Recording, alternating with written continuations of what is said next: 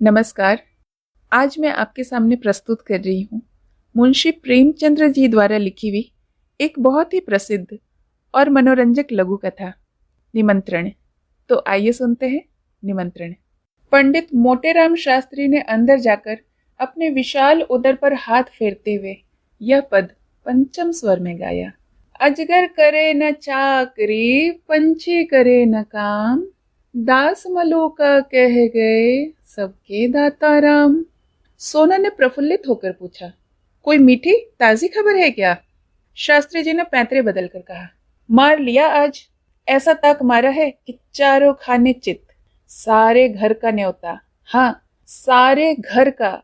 वह बढ़ कर हाथ मारूंगा कि देखने वाले दंग रह जाएंगे। उधर महाराज तो अभी से अधीर हो रहे हैं। सोना, कहीं पहले की तरह अब भी धोखा ना हो, पक्का पोढ़ा कर लिया है ना? मोटेराम ने मूंछ ऐंठते हुए कहा, ऐसा असगुन मुंह से न निकालो। बड़े जब तब के बाद यह शुभ दिन आया है, जो तैयारी करनी हो कर लो।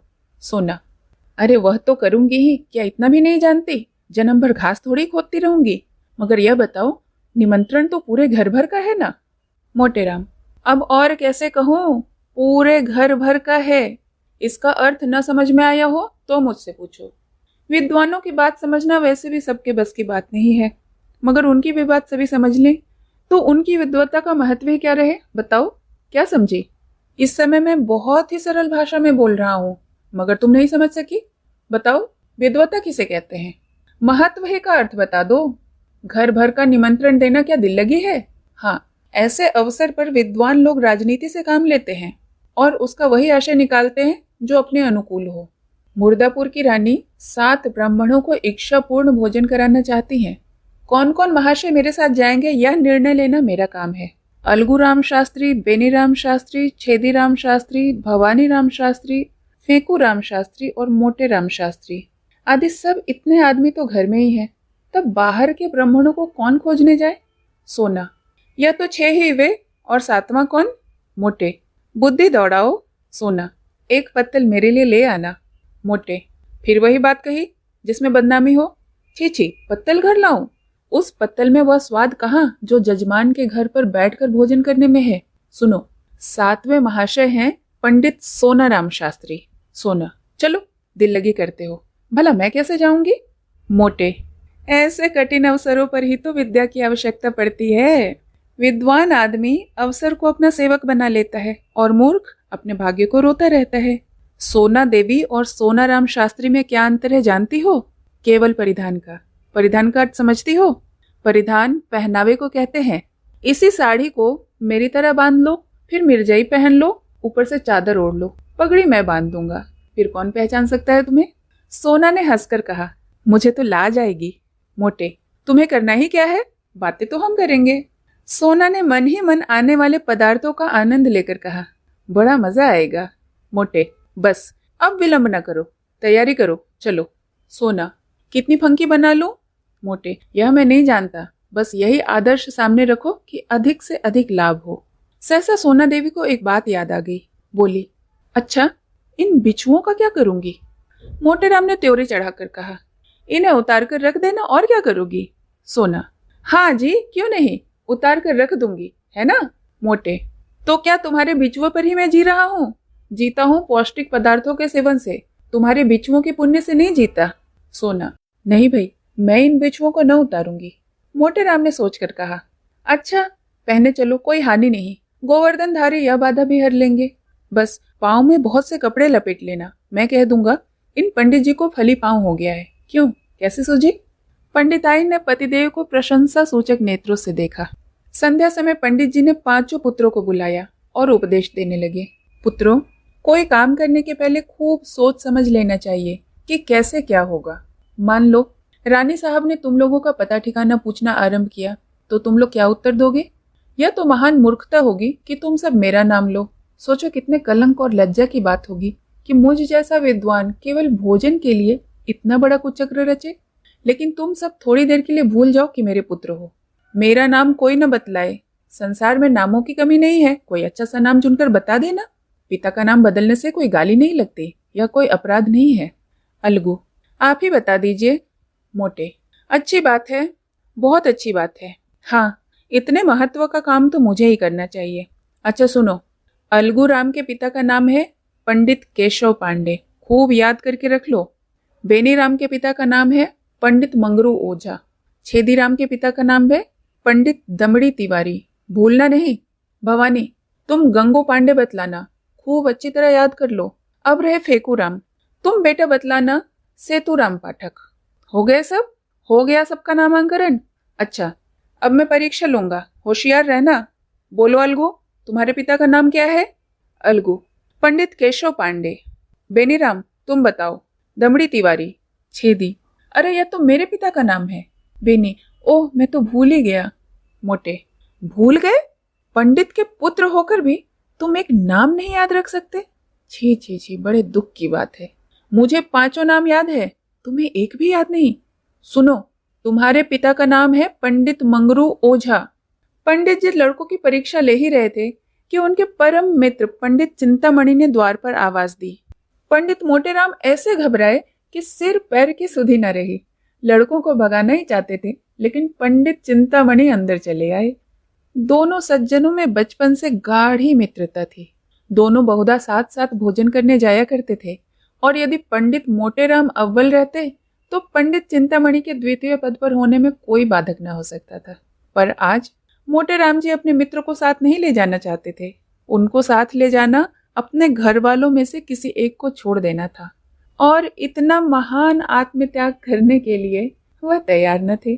चिंतामणि ने यह समारोह देखा तो प्रसन्न होकर बोले, क्यों भाई, अकेले ही अकेले? मालूम होता है आज कहीं गहरा हाथ मारा है। मोटेराम ने मुंह लटका कर कहा, कैसे बात करते हो मित्र? ऐसा तो कभी नहीं हुआ कि मुझे कोई अवसर मिला हो और मैंने तुम्हें सूचना न दी हो। कदाचित समय ही कुछ बदल गया है, या फिर यूं कह ले कि ग्रह का फेर है।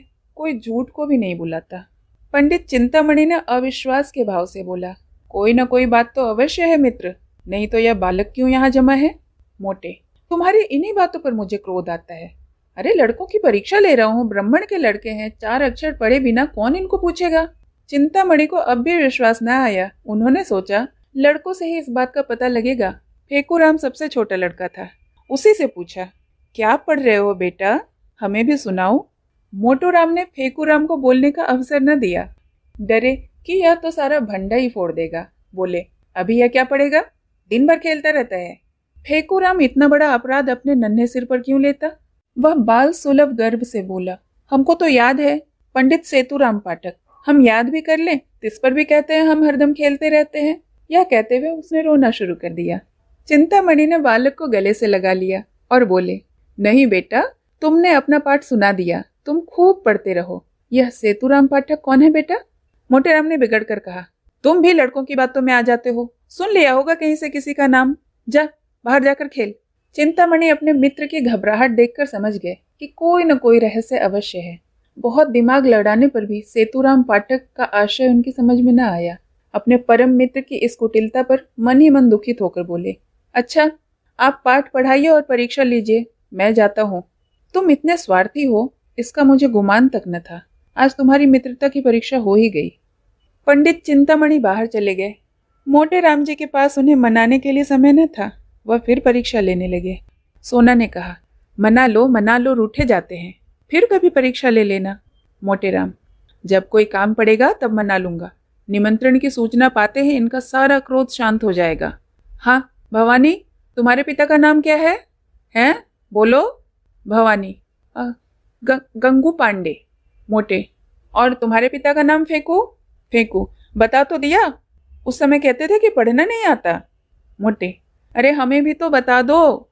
फेकू, सेतुराम पाठक।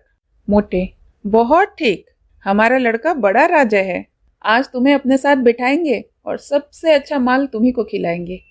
सोना, अरे हमें भी कोई नाम बता दो। मोटेराम ने रसिकता से मुस्कुरा कर कहा, तुम्हारा नाम होगा पंडित मोहन स्वरूप सुकुल। सोना देवी ने लजाकर सर झुका दिया।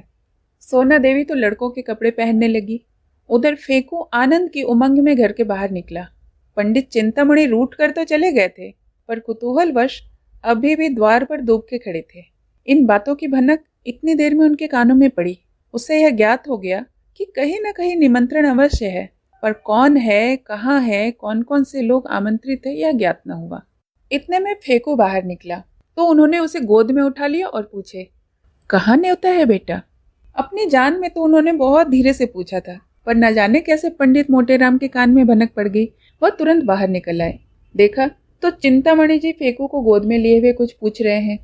लपक कर लड़के का हाथ पकड़ लिया और चाहा कि उसे अपने मित्र की गोद से छीन ले, मगर चिंतामणि जी को अभी भी अपने प्रश्न का उत्तर न मिला था। अतएव वे लड़के का हाथ छुड़ाकर उसे लिए हुए अपने घर की ओर भागे। मोटेराम भी यह कहते हुए उनके पीछे पीछे दौड़े, उसे क्यों लिए जाते हो? धूर्त कहीं का, दुष्ट! चिंतामणि मैं कह देता हूँ, इसका नतीजा अच्छा न होगा, फिर कभी किसी निमंत्रण में न ले जाऊंगा। भला चाहते हो तो उसे उतार दो। मगर चिंतामणि ने एक न सुनी, भागते ही चले गए। उनकी देह अभी संभाल के बाहर न हुई थी, दौड़ सकते थे, मगर मोटेराम जी को एक एक पग बढ़ाना दुभर हो रहा था। भैंसे की भांति हाँफते थे और नाना प्रकार के विशेषणों का प्रयोग करते हुए दुल की चाल से चले जाते थे, और यद्यपि प्रति क्षण अंतर बढ़ता जाता था, लेकिन पीछा न छोड़ते थे। अच्छी घुड़दौड़ थी। नगर के दो महात्मा दौड़ते हुए ऐसे जान पड़ते थे मानो दो गेंडे चिड़ियाघर से भागकर आए हों।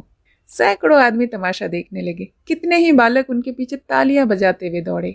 कदाचित यह दौड़ पंडित चिंतामणि के घर पर ही समाप्त होती, पर पंडित मोटेराम की धोती ढीली हो जाने के कारण वह उलझकर गिर पड़े। चिंतामणि ने पीछे फिरकर यह दृश्य देखा तो रुक गए और फेकू राम से पूछा, क्यों बेटा, कहाँ है न्योता? फेकू, बता दे तो हमें मिठाई दोगे ना? चिंता, अरे हाँ दूंगा, बता। फेकू, रानी के यहाँ। चिंता, कहाँ की रानी? फेकू, यह मैं नहीं जानता, कोई बड़ी रानी है। नगर में कई बड़ी बड़ी रानियां थीं। पंडित जी ने सोचा सभी रानियों के द्वार पर चक्कर लगाऊंगा, जहाँ भोज होगा वहां कुछ न कुछ भीड़ भाड़ तो अवश्य होगी, पता चल ही जाएगा। यह निश्चय कर वे लौटे। सहानुभूति प्रकट करने में अब कोई बाधा न थी। मोटेराम जी के पास आए तो देखा वे पड़े कराह रहे हैं, उठने का नाम ही न लेते थे। घबरा कर पूछा, गिर कैसे पड़े मित्र? यहाँ कहीं गड्ढा भी तो नहीं? मोटे, तुमसे क्या मतलब? तुम लड़के को ले जाओ, जो कुछ पूछना चाहो पूछो। पंडित, मैं यह कपट व्यवहार नहीं करता, दिल लगी की थी, तुम तो बुरा मान गए। ले उठ तो बैठ राम का नाम लेके, मैं सच कहता हूँ, मैंने कुछ नहीं पूछा है। मोटे, चल झूठा। चिंता, जनेऊ हाथ में लेकर कहता हूँ। मोटे, तुम्हारी शपथ का मुझे विश्वास नहीं। चिंता, तुम मुझे इतना धूर्त समझते हो? मोटे, इससे कहीं अधिक। तुम गंगा में डूब कर शपथ खाओ तो भी मुझे विश्वास न आए। चिंता, दूसरा यह बात कहता तो अपनी मूछें उखाड़ लेता। मोटे, तो फिर आओ। चिंता, पहले अपने पंडिताइन से तो पूछाओ। मोटे यह भयंकर व्यंग न सह सके, चट उठकर बैठे और पंडित चिंतामणि का हाथ पकड़ लिया। दोनों मित्रों में मल्ल युद्ध होने लगा। दोनों हनुमान जी की स्तुति कर रहे थे और इतने जोर जोर से गरज गरज कर मानो सिंह दहाड़ रहे हों। बस ऐसा जान पड़ता था मानो दो पीपे आपस में टकरा रहे हों।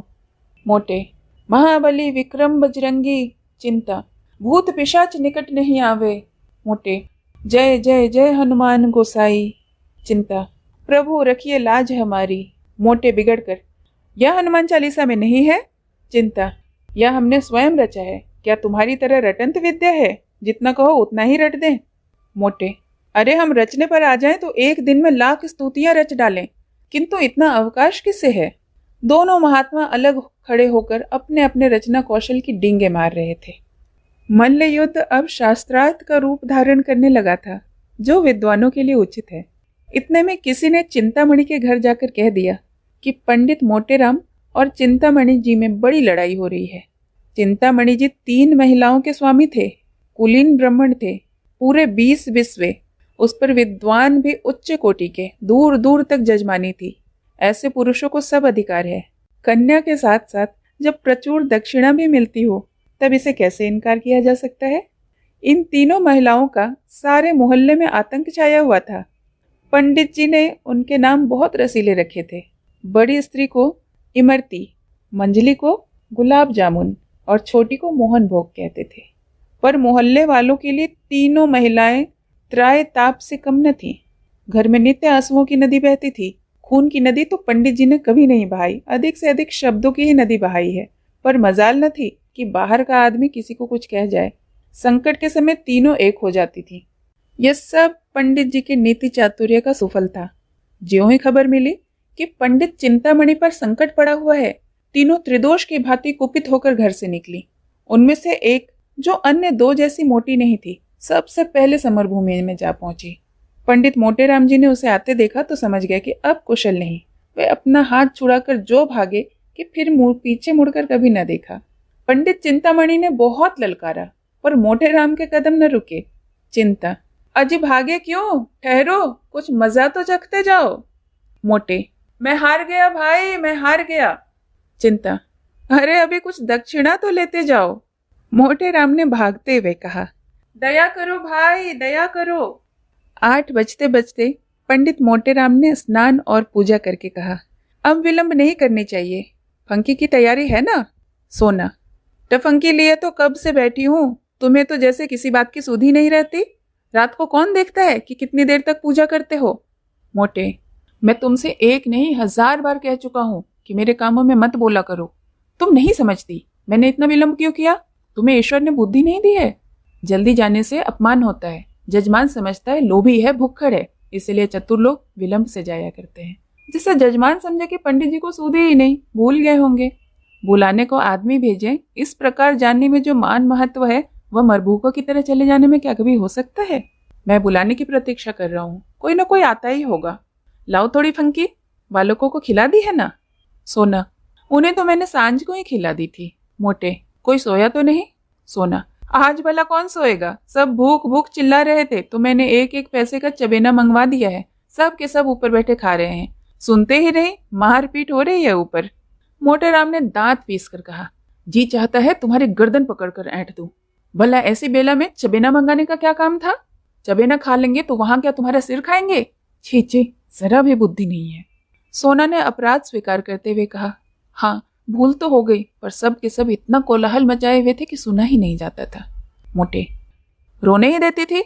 रोने से उनका पेट न भरता, बल्कि भूख खुल जाती थी। सहसा एक आदमी ने बाहर से आवाज दी, पंडित जी, महारानी बुला रही है और लोगों को लेकर जल्दी चलो। पंडित जी ने पत्नी की ओर गर्व से देखा और कहा, देखा, इसे निमंत्रण कहते हैं। अब तैयारी करनी चाहिए। बाहर आकर पंडित जी ने उस आदमी से कहा, तुम एक क्षण ना आते तो मैं कथा सुनने चला गया होता था। मुझे बिल्कुल याद न था। अच्छा चलो, हम बहुत शीघ्र आते हैं। 9 बजते बजते पंडित मोटेराम बाल गोपाल सहित रानी साहब के द्वार पर जा पहुंचे। रानी बड़ी विशालकाय और तेजस्विनी महिला थी। इस समय वे कार चौबीदार तकिया लगाए हुए तख्त पर बैठी थी और 2 आदमी हाथ बांधे पीछे खड़े थे। बिजली का पंखा चल रहा था। पंडित जी को देखते ही रानी ने तख्त से उठकर चरण स्पर्श किया और इस बालक मंडल को देखकर मुस्कुराती हुई बोली, इन बच्चों को कहाँ से पकड़ लाए? मोटे, क्या करता, सारा नगर छान मारा, किसी पंडित जी ने आना स्वीकार न किया। कोई किसी के यहाँ निमंत्रित है तो कोई किसी के यहाँ। तब तो मैं बहुत चकराया। अंत में मैंने उनसे कहा, अच्छा आप नहीं चलते तो हरी इच्छा, लेकिन ऐसा कीजिए कि मुझे लज्जित न होना पड़े। तब जबरदस्ती प्रत्येक के घर से जो जो बालक मिला उसे पकड़ कर लाना पड़ा। क्यों फेकूराम, तुम्हारे पिताजी का नाम क्या है? फेकूराम ने गर्व से कहा, पंडित सेतुराम पाठक। रानी, बालक तो बड़ा होनहार है। और बालकों को भी बड़ी उत्कंठा हो रही थी कि हमारी भी परीक्षा ली जाए। लेकिन जब पंडित जी ने उनसे कोई प्रश्न न किया और उधर रानी ने फेकूराम की प्रशंसा कर दी, तब तो वे अधीर हो उठे। भवानी बोला, मेरे पिता का नाम पंडित गंगू पांडे। छेदी, मेरे पिता का नाम दमड़ी तिवारी। बेनीराम, मेरे पिता का नाम मंगरू ओझा। अगलू राम समझदार था, चुपचाप खड़ा रहा। रानी ने उससे पूछा, तुम्हारे पिताजी का क्या नाम है जी? अलगू को इस वक्त पिता का निर्दिष्ट नाम याद न आया, न ही यह सूझा कि कोई और नाम ले ले। हतबुद्धि सा खड़ा रहा। पंडित मोटेराम ने जब उसकी ओर दांत पीस कर देखा, तब रहा सा हवास भी गायब हो गया। फेकूराम ने कहा, हम बता दें, भैया भूल गए हैं। रानी ने आश्चर्य से पूछा, क्या अपने पिता का नाम भूल गया? यह तो विचित्र बात देखी। मोटूराम ने अलगू के पास जाकर कहा, कौसे है? अलगू राम बोल उठा, केशव पांडे। रानी, तो अब तक क्यों चुप था? मोटे, कुछ ऊंचा सुनता है ना सरकार। रानी, मैंने सामान तो बहुत सारा मंगवा लिया है, सब खराब हो जाएगा। ये लड़के क्या खा पाएंगे? मोटे, सरकार इन्हें बालक न समझे।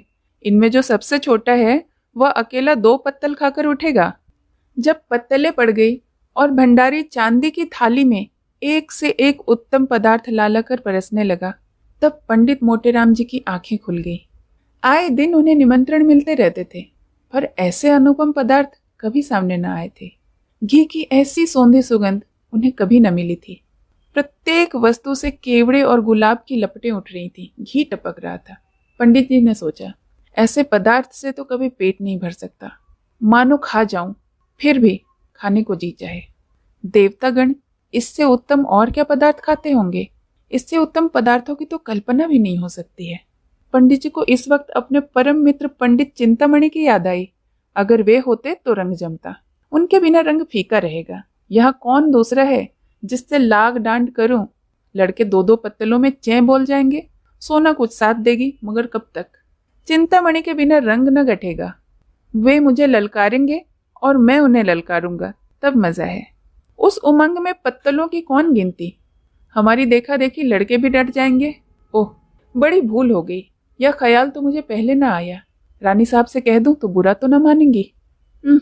जो कुछ हो, एक बार जोर तो लगाना ही चाहिए।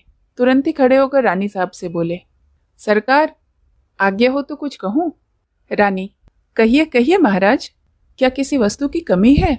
मोटे, नहीं सरकार, किसी बात की कमी नहीं। ऐसे उत्तम पदार्थ तो मैंने कभी न देखे थे। सारे नगर में आपकी कीर्ति फैल जाएगी। मेरे एक परम मित्र पंडित चिंतामणि जी हैं, आज्ञा हो तो उन्हें भी बुला दूं। बड़े विद्वान और कर्मनिष्ठ ब्राह्मण हैं।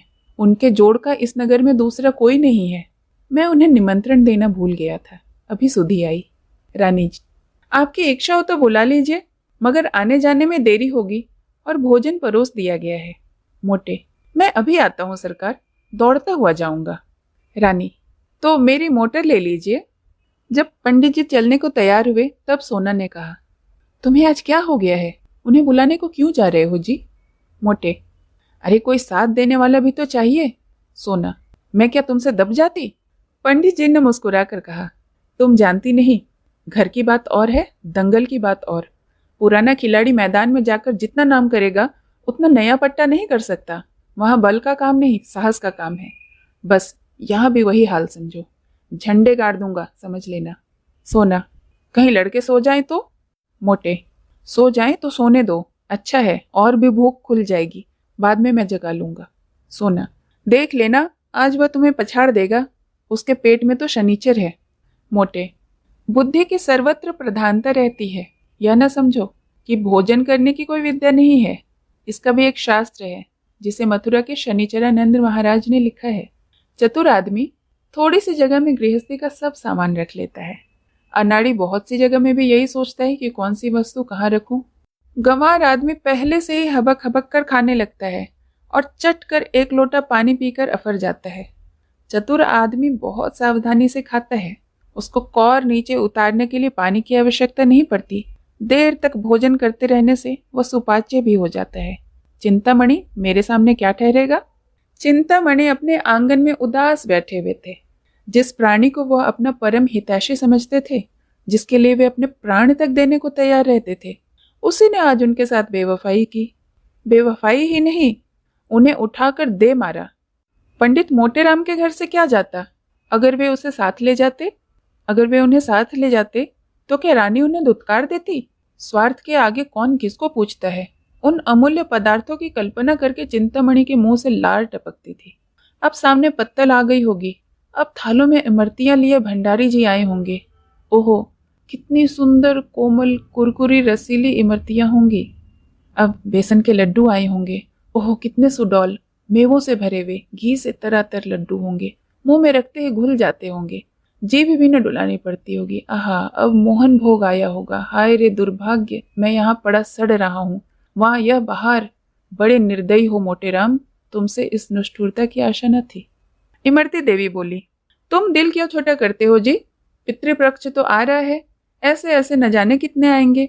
चिंतामणि, आज किस अभागे का मुंह देखकर उठा था? लाओ तो जरा पत्रा, देखो कैसा मुहूर्त है। अब नहीं रहा जाता, सारा नगर छान डालूंगा, कहीं तो पता चलेगा। नासिका तो दाहिनी चल रही है। एकाएक मोटर की आवाज आई। उसके प्रकाश से पंडित जी का सारा घर जगमगा उठा। वे खिड़की से झांकने लगे तो मोटे राम को मोटर से उतरते देखा। एक लंबी सांस लेकर वह चारपाई पर गिर पड़े। मन में कहा, दुष्ट, भोजन करके अब मुझे यहाँ बखान करने आया है। इमरती देवी ने पूछा, कौन है? इतनी रात को क्यों जगावत है? मोटे, हम हैं हम, गाली न दो। इमरती, अरे दूर मुझो से, तय कौन? कहते हैं हम हैं हम, को जाने तय कौन है? मोटे, अरे हमारी बोली नहीं पहचानती हो, हम हैं तुम्हारे देवर। इमरती, अरे दूर, तोरे मुंह में आग लागे, तोर लहास उठे, हमार देवत बनत है दाढ़ीजार। मोटे, अरे हम हैं मोटे शास्त्री, क्या इतना भी नहीं पहचानती? चिंतामणि घर में है। इमरती ने किवाड़ खोल दिया और तिरस्कार भाव से बोली, अरे तुम थे तो बोलते क्यों नहीं थे? जब इतनी गालियां खा ली तो बोला, क्या है? मोटे, कुछ नहीं, चिंतामणि जी को शुभ संवाद देने आया हूँ, रानी साहब ने उन्हें याद किया है। इमरती, भोजन के बाद बुलाकर क्या करेंगी? मोटे, अरे अभी भोजन कहाँ हुआ है? जब मैंने इनकी विद्या, कर्मनिष्ठा, सद्विचार की प्रशंसा की तब वो मुग्ध हो गई। मुझसे कहा कि उन्हें मेरे मोटर पर ले आओ। किधर हैं? क्या सो गए क्या? चिंतामणि चारपाई पर पड़े पड़े सुन रहे थे। जी में आता था चलकर मोटेराम के चरणों में गिर पड़ूं। उनके विषय में अब तक जितने भी कुसंगत विचार उठ रहे थे वह सब लुप्त हो गए। ग्लानि का आविर्भाव हुआ, रोने लगे। अरे भाई, आते हो या सोते ही रहोगे? यह कहते हुए मोटेराम उनके पास जाकर खड़े हो गए। चिंता, तब क्यों न ले गए? जब इतनी दुर्दशा कर लिए तब आए? अभी तक पीठ में दर्द हो रहा है। मोटे, अजी वह तरमाल खिलाऊंगा कि सारा दर्द वर्द भाग जाएगा। तुम्हारे जजमानों को भी ऐसे पदार्थ मयस्सर न हुए होंगे। आज तुम्हें बद कर पछाड़ूंगा। चिंता, तुम बेचारे मुझे क्या पछाड़ोगे? सारे शहर में कोई ऐसा माई का लाल दिखाई नहीं देता। हमें शनिचर का इष्ट है। मोटे, अजी यहाँ बरसों की तपस्या है। भंडारे का भंडारा साफ कर दे और इच्छा ज्यों की त्यों बनी रहे। बस यही समझ लो कि भोजन करके हम खड़े नहीं रह सकते। चलना तो दूर की बात है, गाड़ी पर लद कर आते हैं। चिंता, हाँ, यह कौन सी बड़ी बात हुई? यहाँ तो टिकटी पर उठाकर लाए जाते हैं। एक क्षण में दोनों मित्र मोटर पर जा बैठे और मोटर चली। रास्ते में पंडित चिंतामणि को शंका हुई कि कहीं ऐसा न हो कि मैं पंडित मोटेराम का पिछलग्गू समझा जाऊं और मेरा यथेष्ट सम्मान न हो। उधर पंडित मोटेराम को भी यह भय हुआ कि कहीं ये महाशय मेरे प्रतिद्वंदी न बन जाए और रानी साहब पर अपना रंग न जमा लें। दोनों अपने अपने मंसूबे बांधने लगे। जो ही मोटर रानी के भवन पहुंची, दोनों महाशय उतरे। अब मोटेराम चाहते थे कि पहले मैं रानी के पास पहुंच जाऊं और कह दूं कि पंडित को ले आया है, और चिंतामणि चाहते थे कि पहले मैं रानी के पास पहुंचूं और अपना रंग जमा दूं। दोनों कदम बढ़ाने लगे। चिंतामणि हल्की होने के कारण जरा ज्यादा आगे बढ़ गए तो पंडित मोटेराम दौड़ने लगे। चिंतामणि भी दौड़ पड़े। घुड़दौड़ सी होने लगी। मालूम होता था दो गेंडे भागे जा रहे हैं। अंत में मोटेराम हाँफते हुए बोले, राजसभा में दौड़ते हुए जाना उचित नहीं। चिंता, तो तुम धीरे धीरे आओ ना, दौड़ने को कौन कहता है? मोटेराम, अरे जरा रुक जाओ, मेरे पैर में कांटा गड़ गया है। चिंता, तो निकाल लो, तब तक मैं चलता हूँ। मोटे, मैं न कहता तो रानी तुम्हें पूछती भी नहीं। मोटेराम ने बहुत बहाने किए पर चिंतामणि ने एक न सुनी। भवन में पहुंचे। रानी साहिबा बैठी कुछ लिख रही थी और रह रहकर द्वार की ओर ताक लगाती कि सहसा पंडित चिंतामणि उनके सामने आकर खड़े हुए और यूं स्तुति करने लगे, हे यशोदे, तू बाल केशव। रानी, क्या मतलब? अपना मतलब कहो। चिंता, सरकार को आशीर्वाद देता हूँ। सरकार के इस दास चिंतामणि को निमंत्रण करके इतना अनुग्रहित किया, उसका बखान शेषनाग अपनी सहस्त्र जिह्वा के द्वारा भी नहीं कर सकते। रानी, तुम्हारा ही नाम चिंतामणि है? वे कहाँ रह गए? पंडित मोटेराम शास्त्री? चिंता, पीछे आ रहा है सरकार, मेरे बराबर आ सकता है भला? वह तो मेरा शिष्य है। रानी, अच्छा, तो वे आपके शिष्य हैं? चिंता, मैं अपने मुंह से अपनी बड़ाई नहीं करना चाहता सरकार। विद्वानों को नर्म होना चाहिए, पर जो यथार्थ है वह तो संसार जानता ही है।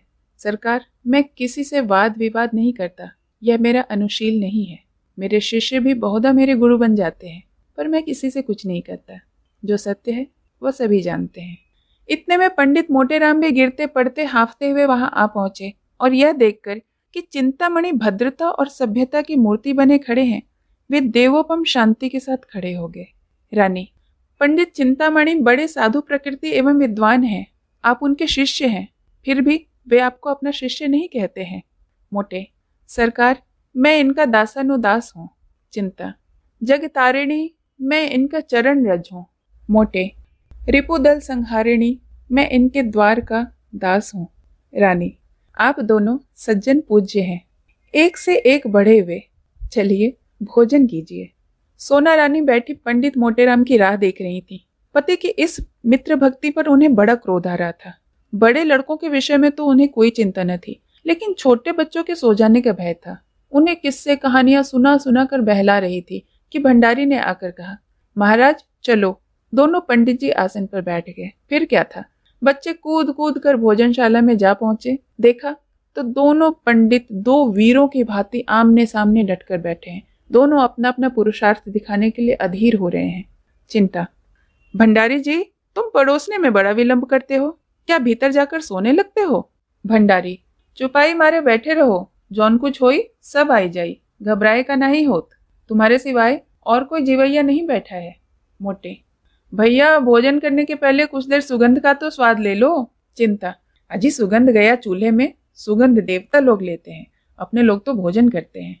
मोटे, अच्छा बताओ, पहले किस चीज पर हाथ फेरोगे? चिंता, मैं जाता हूँ भीतर से एक सब चीजें एक साथ लिए आता हूँ। मोटे, धीरज धरो भैया, सब पदार्थों को आ जाने दो, ठाकुर जी का भोग तो लग जाए। चिंता, तो बैठे क्यों हो, तब तक भोग ही लगाओ, एक बाधा तो मिटे, नहीं तो लाओ मैं चटपट भोग लगा देता हूँ, व्यर्थ देर करोगे तुम। इतने में रानी आ गई। चिंतामणि सावधान हो गए। रावण की चौपाइयों का पाठ होने लगा। रहा एक दिन अवध अधारा, समुझत मन दुख भयहु अपारा।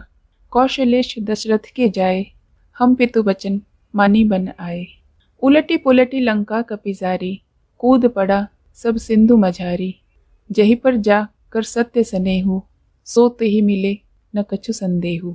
जामवंत के वचन सुहाए, सुनि हनुमान हृदय अति भाए। पंडित मोटेराम ने देखा कि चिंतामणि का रंग जमता जाता है, तो वे भी अपनी विद्वता को प्रकट करने को व्याकुल हो गए। बहुत दिमाग लड़ाया, पर कोई श्लोक, कोई मंत्र, कोई कविता याद न आया। तब उन्होंने सीधे सीधे राम नाम का जाप करना आरंभ कर दिया। राम भज राम रे भज राम रे मन। इतने ऊंचे स्वर में उन्होंने जाप करना शुरू किया कि चिंतामणि को अपना स्वर और भी ऊंचा करना पड़ा। मोटेराम और जोर से गरजने लगे। इतने में भंडारी ने कहा, महाराज अब भोग लगाइए। यह सुनकर उस प्रतिस्पर्धा का अंत हुआ। भोग की तैयारी हुई। बाल वृंद सजग हो गए। किसी ने घंटा लिया, किसी ने घड़ियाल, किसी ने शंख, किसी ने करताल, और चिंतामणि ने आरती उठा ली। मोटेराम मन में ऐंठ कर रह गए।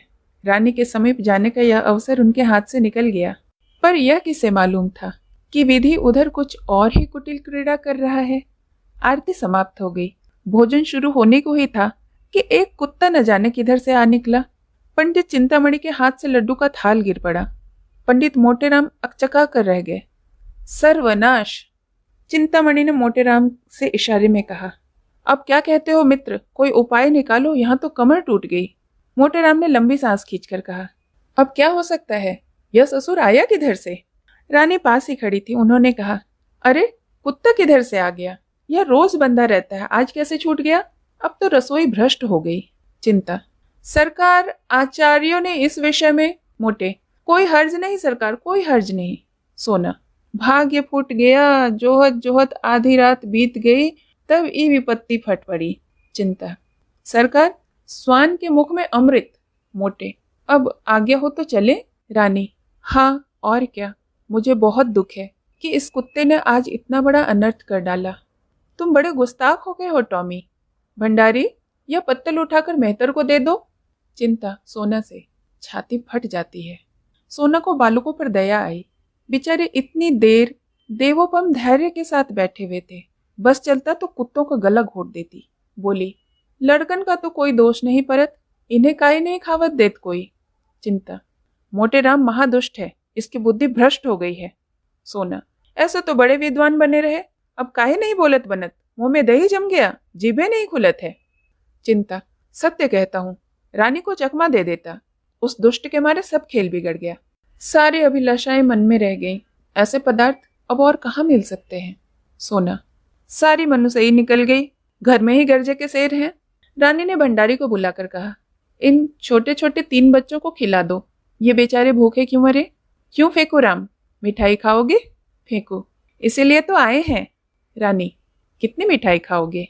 फेंकू, बहुत सी। रानी, अच्छी बात है, जितनी खाओगे उतनी मिलेगी, पर जो मैं बात पूछूं वह बतानी पड़ेगी, बताओगे ना। फेंकू, हाँ बताऊंगा, पूछिए। रानी, झूठ बोले तो 1 मिठाई कम मिलेगी, समझ गए ना। फेंकू, मत दीजिएगा, मैं झूठ नहीं बोलूंगा। रानी, अपने पिता का नाम बताओ। मोटे, बालकों को हरदम सब बातें स्मरण नहीं रहती, उसने तो आते ही आते बता दिया था।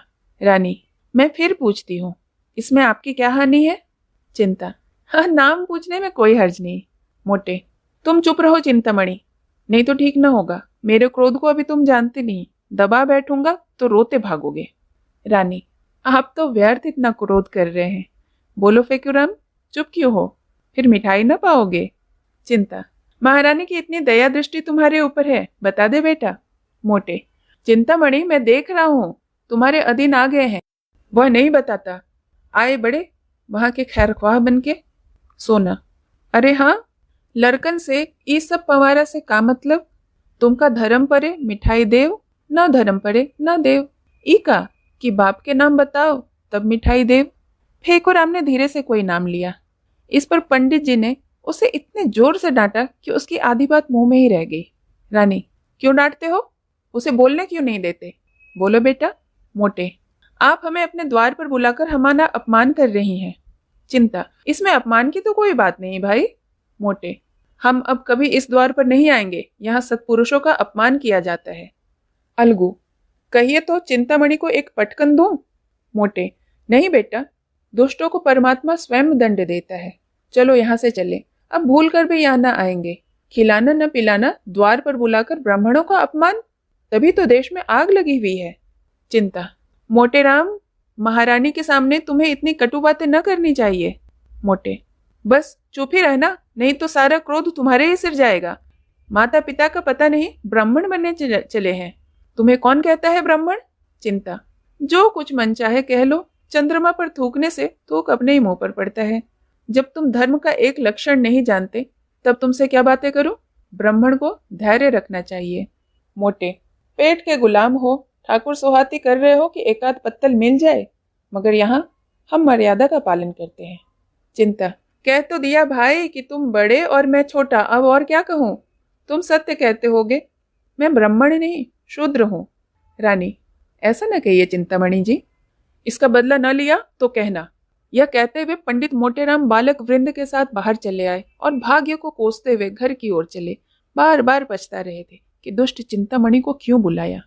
सोना ने कहा, भंडा फूटत फूटत बच गया, फेंकुआ नाम बताए देता। काहे रे, अपने बाप के नाम बताए देते। फेंकू, और क्या, वे तो सच सच पूछती थी। मोटे, चिंतामणि ने रंग जमा लिया, अब आनंद से भोजन करेगा। सोना, तुम्हारे एक को विद्या काम न आई और तो बाजी मार ले गया। मोटे, मैं तो जानता हूँ कि रानी ने जानबूझकर कुत्ते को बुला लिया। सोना, मैं तो ओकरा मुंह देखकर ताड़ गई कि हमका पहचान गई है। इधर ये लोग पछताते चले जाते थे, उधर चिंतामणि की 5 अंगुलियां घी में डूबी हुई थी। आसन मारे भोजन कर रहे थे, रानी अपने हाथों से मिठाइयां परोस रही थी, वार्तालाप भी होता जाता था।